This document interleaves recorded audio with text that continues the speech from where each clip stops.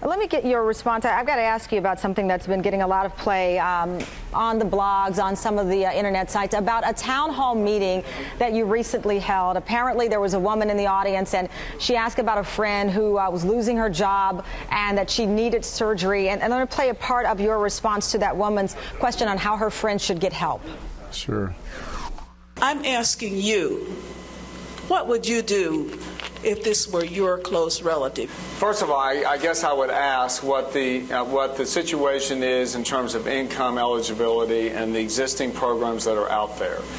Because if we look at the uninsured right now, there is probably 23-24% of the uninsured that is already eligible for an existing government program.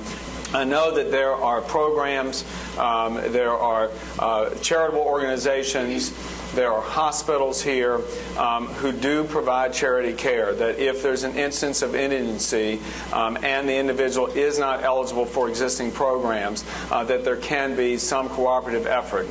Congressman, I know you're well aware, your critics are saying you told this woman basically to have her friend get charity and to sell everything so she could get Medicaid, essentially turning to the government. Isn't that the problem with our health care system, that so many people are forced to go broke just to get the care they deserve as Americans? First of all, I said nothing of the sort, to go broke at all. Listen, Tamara, the way I responded, that was a constituent in desperate need. I was dealing with it in its immediacy, as if she were asking me for advice right here and now. The fact is that Washington, in terms of the legislation being discussed, it won't act till 2013. The instance that was before us was an individual woman who had breast cancer and being diagnosed and was threatened and had her insurance taken away from her. So I looked at it from the immediacy, and in fact, the kind of response that I gave is very similar to that which appears on the American Cancer Society website.